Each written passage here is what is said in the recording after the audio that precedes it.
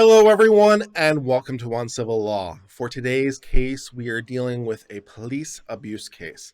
A police officer during an arrest stomped on someone's ankle so hard the ankle broke and required major surgery and pins.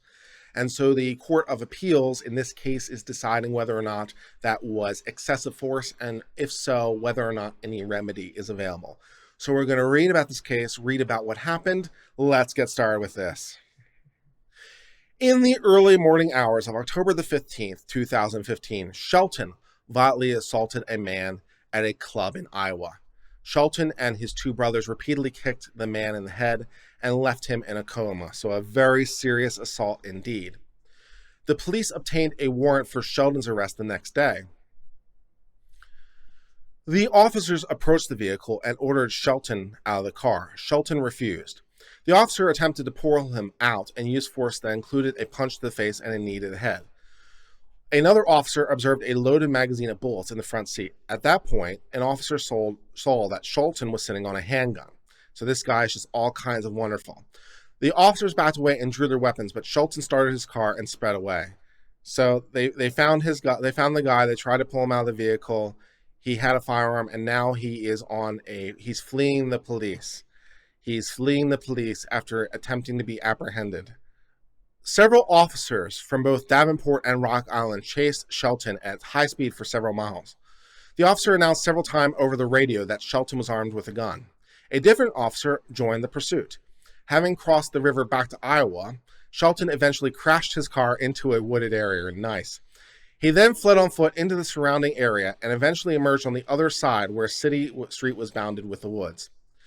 The police found Shelton walking on the street with his hands in the air, but he refused to comply with police commands to stop and get to the ground. So he's walking around with his hands up, but they're saying, get down so we can arrest you, and he's not doing that. So now we have to wrestle him to the ground. The ensuing scene was captured on video for video recording. 2 officers tackled Shelton to the ground. 3 other officers joined in an attempt to restrain and handcuff him. Shelton was held down by the officers but refused to surrender and kept his hands underneath him in a position described as turtling. One officer felt a hard object in his front pocket. Approximately 30 seconds after the first officer approached the scuffle. During this event, the officer punched Shelton in the ribs to keep him from reaching into his pocket. The officers said they were able to gain control of only one arm and then used a chokehold, which is ever popular in this environment, that eventually caused Shelton to lose consciousness. Almost at the same moment when the officer was applying the chokehold, Robinson applied and hit Shelton on the head with the butt of his radio. And no more than 2 seconds later, another officer stomped on his ankle. Shelton was hospitalized for severe injuries, including a broken left ankle that required surgery to place pins in his leg. All right, so summing up the story thus far, Shelton here was involved in kicking another person so hard that person wound up in a coma. The police would now like to arrest Shelton. Shelton was initially detained, but then engaged in a high-speed pursuit. He then crashed into a tree. He's now on foot. And the officers would like to arrest him. So now they have to try to do that physically. And a whole bunch of things are happening. The officers are trying to do that. He's keeping his arms below. They could only keep one arm below. And one officer decided to put him in a chokehold, which then caused him to pass out because he was not being very helpful in the attempt to arrest him. And during this whole event, one officer, about 2 seconds after all that, so after he was already passed out and helpless, well, that's where the thing comes in, right? So after this, 2 seconds later, one of the officers stomped on his ankle. Now, why he did that, we don't know. But he did it so hard that it caused the ankle to break, requiring surgery and requiring pins. So the question is here, did this officer who did this thing as part of this whole event, was that in excess force, and can they be held responsible for it? So let's review. Shelton sued the officers, claiming they violated his rights under the Fourth Amendment to be free from unreasonable search and seizure by excessive force in arresting or attempting to arrest him. The district court ruled that all the officers, except the one that stamped on his foot and caused that break, were entitled to qualified immunity. And probably all of them acted within the bounds of valid police tactics, particularly at the time. This guy is resisting arrest. They are trying to get him. He is keeping his arms under him. He's struggling with them, and so they're trying to conduct the arrest. And so they probably all acted within the use of force pursuant to arrest. But maybe this one who stomped on the ankle, that was gratuitous because he was already helpless at that point. So maybe that guy's responsible. Let's read on. As to other officers at the scene of the seizure, the court explained that Shelton did not comply with instructions from officers to give him his hand, had a cell phone in his right pant pocket that could be mistaken for a firearm, and made movements which could be construed as an attempt to access that thing in his pocket. But the district court, taking the facts in the light most favorable to Shelton, denied Stevens' motion for summary judgment on the grounds that a reasonable officer in the situation would have known the force used violated Shelton's constitutional rights under the Fourth Amendment. The court explained at the time Stevens approached, Shelton was being restrained by at least 5 other officers who appeared to have Shelton substantially under control. The court concluded that it was unclear there was any legitimate purpose that was served by the stomp on the ankle. The officer appeals the denial of the qualified immunity. So now we have to go over the legal standards that apply to an arrest. What are proper for the police to do and what is not proper for the police to do is conducting an arrest. So let's read on. The right to make an arrest or an investigatory stop necessarily carries with it the right to use some physical coercion or threat thereof to do the detention. Reasonableness must be judged from the perspective of a reasonable officer at the time rather than a 20/20 vision of hindsight.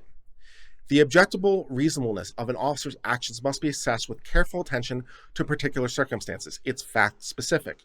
These include the severity of the crime at issue, whether the suspect poses an imminent threat to the safety of the officer or others, and whether he's actively resisting arrest or attempting to evade the arrest by flight.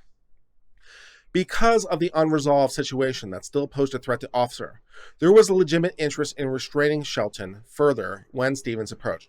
At the time Stevens joined the fray, there were 5 or 6 officers trying to do the arrest and struggling with it. So this guy was struggling pretty hard. This by itself is an objectively reasonable basis for the application of force. The particular question here, then, is whether the amount and type of force that Stevens used was objectively reasonable under the circumstances taken in light most favorable to Shelton. How much force was reasonable presents a fact-specific judgment call, and there may be a fine line between employing a brief chokehold that renders unconsciousness, striking him in the head with a radio, and stomping on the ankle. Under the circumstances, however, we conclude that the alleged use of force was unreasonable in the Fourth Amendment, so the stomping on the ankle was too much. A stomp on the ankle with sufficient force to break it is excessive when the legitimate object was to facilitate restraint of the hands when he was pinned down to the ground. There were other means, short of that force employed, to distract Shelton from his efforts to avoid restraint and to assist with apprehension of the arrest while still maintaining officer safety. The use of force by the other officers, for example, likely was sufficient to produce the desired outcome without causing a severe injury.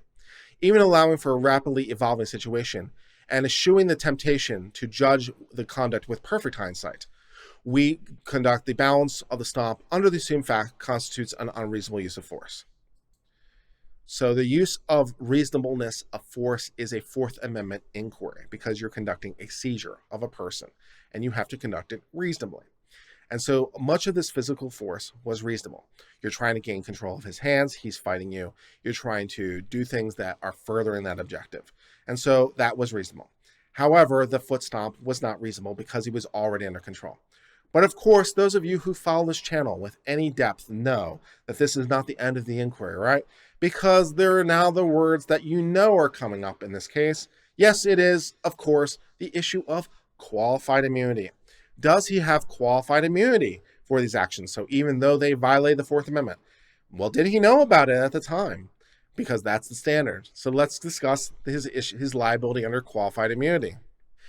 Even so, to defeat the officer's defense of qualified immunity, Shelton must demonstrate that his right to be free from this particular use of force was clearly established at the time. Qualified immunity protects all but the plainly incompetent or those who knowingly violate the law. We think that the officer's actions in stomping on his ankle so hard as to break it falls within the zone described as sometimes the hazy border between excessive and acceptable force. The district court's treatment of 3 officers suggests this haziness. Other officers were granted qualified immunity for a blow to the head and a brief chokehold, respectively, because they were trying to subdue a non-compliant, potentially armed suspect. But the court reasoned that this stomp, no more than 2 seconds later, violated a clearly established right because Shelton was restrained by at least 5 other officers who appeared to have him substantially under control. Shelton has identified no other decision that addresses how much additional force is reasonable to subdue a suspect under these or similar circumstances. Nor is this a rare, obvious case in which the unreasonableness of the seizure is clearly established without the need for a prior decision on comparable facts. A number of relevant factors support the use of force, so reasonableness is a matter of degree, and qualified immunity protects the officers from specter of lawsuits and damages for mistaken judgments. For these reasons, the order of the district court denying qualified immunity is reversed. So that is the end of the case of Juan Dante Shelton versus Briar Stevens. In this case, a suspect did a very bad thing. He kicked a guy in the head so hard outside a club that he wound up in a coma, and the police want to arrest him, as they have the right to do. And he was resisting arrest, so they had to use force to conduct the arrest. But one of the officers went too far by stomping on his ankle so hard it caused a break, which was unnecessary. However, this was not clearly established at the time, so there is no liability for this officer, and that is the end of the coverage of this case. Thank you so much for being part of the Uncivil Law family. I appreciate your continued support. If you haven't already done so, please subscribe to this channel, and you can also support us financially by clicking the applaud button below. Thank you so much for your contributions to our channel. It helps our work grow. Until later, cheers and goodbye.